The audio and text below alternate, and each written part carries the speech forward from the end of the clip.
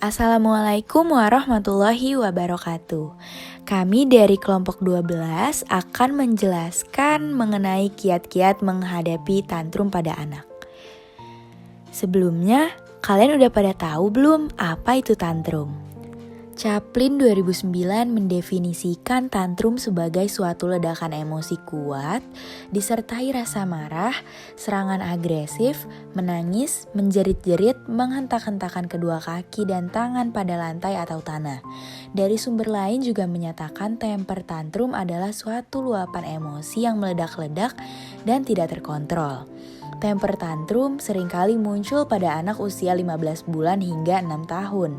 Temper tantrum yang terjadi pada anak usia tersebut dikarenakan ketidakmampuan anak dalam mengontrol emosinya dan menyampaikan keinginannya. Berikut contoh perilaku anak yang mengalami tantrum, yaitu seperti anak sering membenturkan kepala, serta anak yang sering berteriak dan membangkang. Ciri-ciri anak yang berperilaku tantrum yaitu 1. Mudah marah seperti memaki, menyumpahi, bahkan memukul. 2. Mudah mengamuk seperti memecahkan barang dengan sengaja. 3. Sering berteriak. 4. Sering membanting pintu saat marah. Dan 5. Menyakiti diri sendiri seperti membentur-benturkan kepala ke tembok. Apabila perilaku tantrum tersebut tidak ditangani dengan tepat, akan mempengaruhi perkembangan emosi hingga selanjutnya. Apa saja dampak yang dapat terjadi? Berikut adalah dampak emosi terhadap lingkungan sosial dan pribadi seorang anak tantrum. Di antaranya, yang pertama, ketegangan emosi. Anak dapat mengganggu perkembangan motorik. Yang ketiga, ketegangan emosi anak dapat mengganggu aktivitas mental.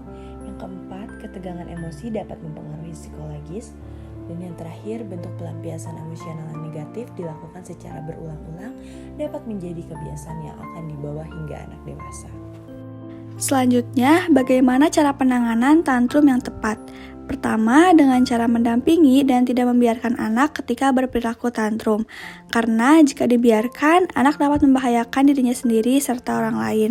Selanjutnya, mengajaknya berbicara dengan perlahan setelah tantrum mulai mereda. Lalu, memberi pengarahan pada anak agar perilaku tantrum dapat diminimalisir. Lalu, memberi contoh dan penjelasan dengan cara membimbing untuk dapat melampiaskan dan menunjukkan ekspresi marah pada perilaku yang lebih positif. Yang terakhir, orang tua harus mengenali karakteristik anak untuk dapat menemukan langkah yang tepat dalam penanganan perilaku tantrumnya. Kamu sayang mama enggak? Sayang enggak? Hah? Sayang ayah enggak?